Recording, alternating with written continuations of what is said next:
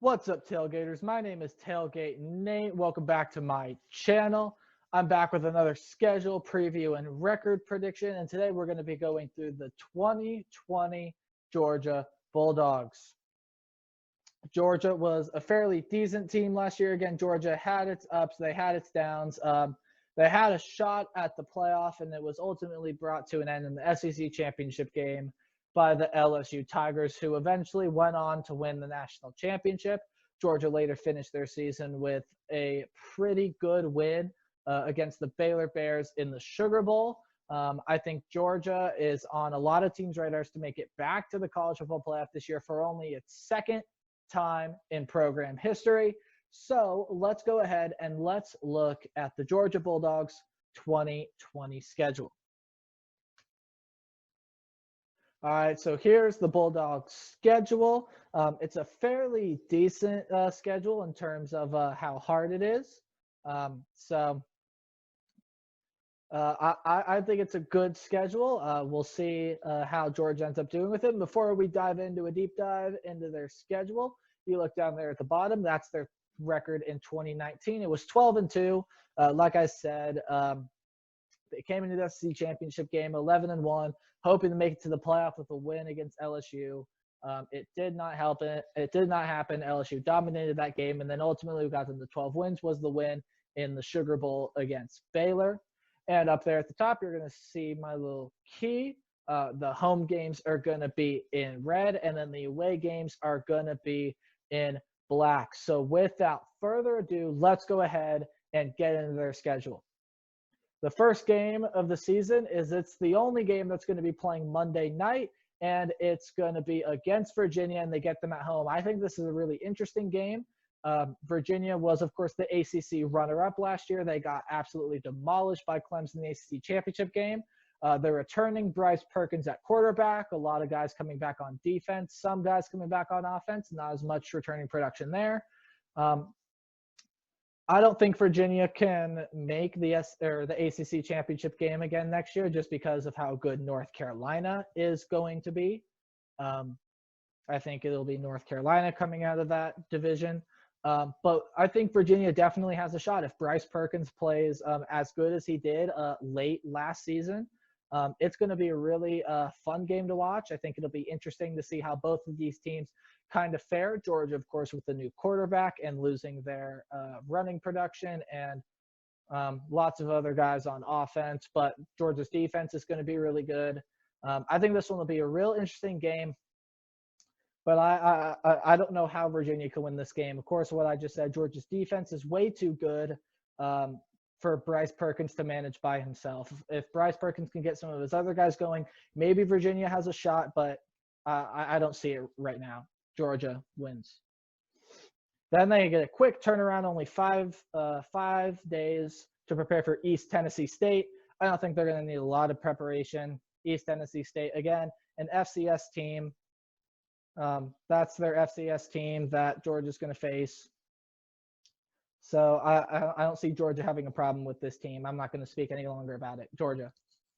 Then it's the game that everyone's talking about, the game on the road against Alabama and Bryant-Denny Stadium. This is a very, very, very interesting game because both of these teams' defenses are really good. I think Georgia has a little bit better of a defense, but both these defenses really good. It's the offense for Georgia that worries me in this game.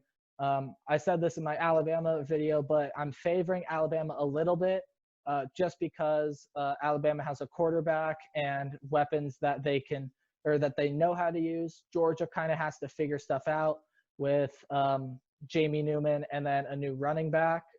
Of course, it's not Nick Chubb and it's not DeAndre Swift.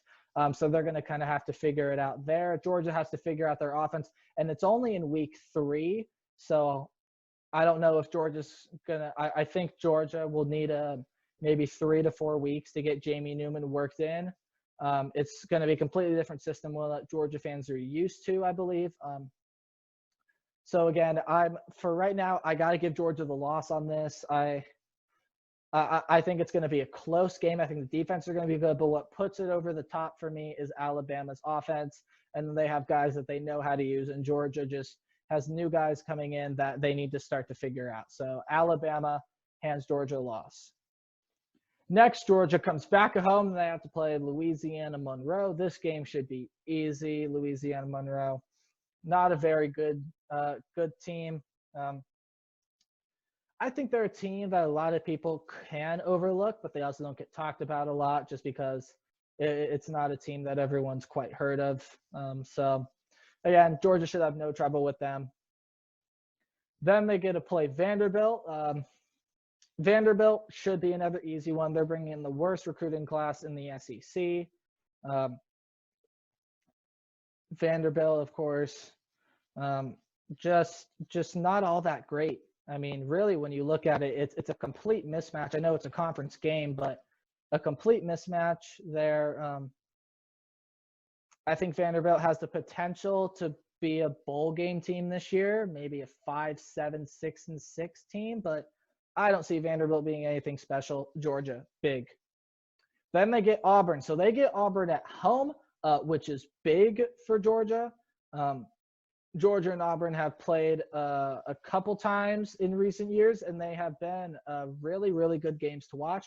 This one, I imagine, is going to be no different. But what pushes it over the limit for me is Georgia's defense against Auburn's offense. Now, Georgia's offense against Auburn's defense, I think at this point, Georgia has their offense figured out. It's week 6. You're starting to get into playoff and championship mode.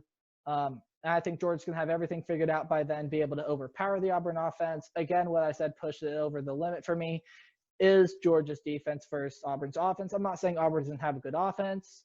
I think Auburn has a really good offense, but I just think Georgia has a much, much better defense.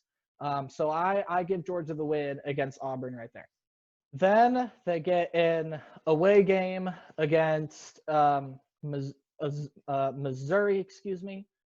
They get an away game against Missouri, and what should be a very, very fun game to watch. I know Missouri's going to get a little bit better, but they are bringing in the second worst recruiting class in the SEC this year. Of course, they were 6-6 last year. They would have made a bowl game, but they had the postseason ban on them, so they did not make a bowl game. Again, Missouri should get better this year, but again, they're not going to get good enough to where they can beat Georgia, so Georgia wins this one big. Then you have a bye week, a perfect place for your bye week before what everyone considers the world's largest cocktail party. It's between Georgia and Florida, the rivalry game. And actually, I should have made this another color because this is technically a neutral site game. I think I put it as an away game because it's in Jacksonville, I believe, which is basically in Florida. Technically, it's a neutral site game, so my apologies on that. But again, this game is going to be amazing to watch. The stadium is going to be split. You're going to see red and orange and blue. You're going to see all these colors floating through the stadium. Atmosphere is going to be great. I'm sure the tailgates are going to be great as well. This game is probably going to be one of the most underrated games in the SEC this year. Game could be really well. Again, I said this in my top 25 video. I did not think Florida was all that great last year, and they proved me wrong time and time again. I think this one is going to be really close, and I got to tell you, I don't have a prediction right now for this game. I think this game could go either way. Both teams are going to be really, really good. I think I'm leaning towards Georgia a little bit, again, just because of the defense. Florida losing C.J. Henderson puts a big blow to their defense, so Georgia's defense a little bit better than Florida, and I think, again, they're going to have their offense well figured out by this point. I think I'm going to favor Georgia in this one. Next, they got to go on the road to play South Carolina, and now South Carolina got them last year, except South Carolina pulled off the upset on the road, and it's ultimately what could have ruined a spot for Georgia to get a second SEC team in that college football playoff. I think South Carolina, their schedule is more favorable this year, so I think South Carolina is going to be a better team this year, at least is what the record is going to show. But again, I know it's an SEC game, but it's a total mismatch on paper. Just the talent gap is so big. I think South Carolina is going to go down in this game. They're not going to beat Georgia 2 years in a row, and Georgia gets their revenge. Next, Georgia gets Tennessee at home. So Tennessee, again, like I talked about in the Alabama video, is a really interesting team because Tennessee, they could do really well or they could do not very good. I think everyone's hyping Tennessee up to be a shot at maybe taking down Alabama, maybe taking down Georgia. But again, I think so Tennessee gets to play Alabama at home, but then they get Georgia on the road. That's big. Georgia gets Tennessee at home. I think Georgia is going to have no trouble with Tennessee here. Next, Georgia is going to have to go on the road to play Kentucky. Kentucky was good a couple years ago. Last year, they weren't terribly good. They weren't that bad either, though. I think Kentucky still made a bowl game. So Kentucky, again, a fairly decent team. This could be a possible trap game for Georgia.